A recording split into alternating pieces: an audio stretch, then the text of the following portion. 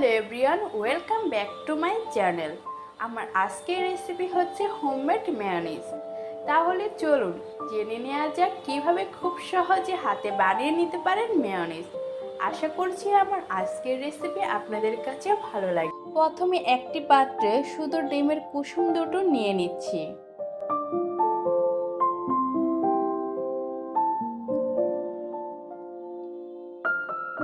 এখন একটা hand mixer দিয়ে ডিমের কুসুম দুটো ভালোভাবে ফেটিয়ে নিব। আপনারা চাইলে এখানে ডিমের কুসুমের সাথে অল্প করে সরিষার গুঁড়া 1 চা চামচ অ্যাড করে নিতে পারেন, যদি আপনাদের সরিষার ফ্লেভারটা ভালো লাগে। দিয়ে দিলাম পরিমাণ মতন চিনি, আর চিনিটা দেওয়ার পর আবারও সব কিছু ভালোভাবে ফেটিয়ে নিচ্ছি।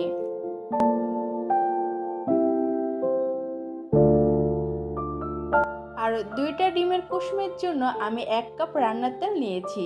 এই তেলটা ডিমের কুসুমের সাথে অল্প অল্প করে ঢালতে থাকবো আর নাড়তে থাকবো।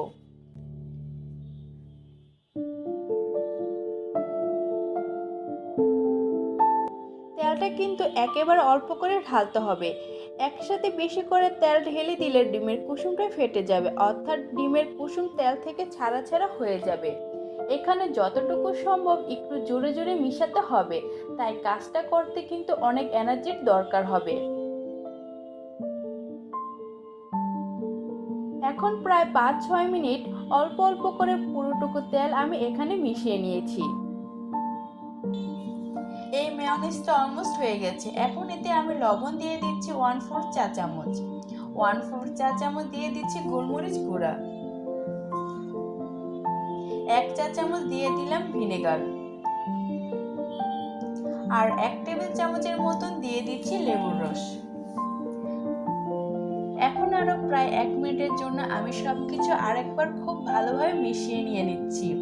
লেবুর রস আর ভিনেগার অ্যাড করার পর মেয়োনিজের কালারটা চেঞ্জ হয়ে অনেকটা সাদাটে হয়ে যাবে।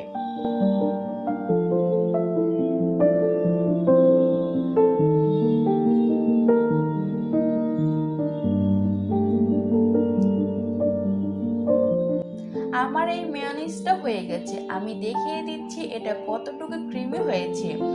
বানিয়ে নেওয়ার পর মেয়োনিজটা যে কোনো পরিষ্কার শুকনো এয়ার ড্রাই বক্সে করে নর্মাল ফ্রিজে রেখে দিলে আপনারা এটা 2 সপ্তাহ পর্যন্ত রেখে ইউজ করতে পারবেন।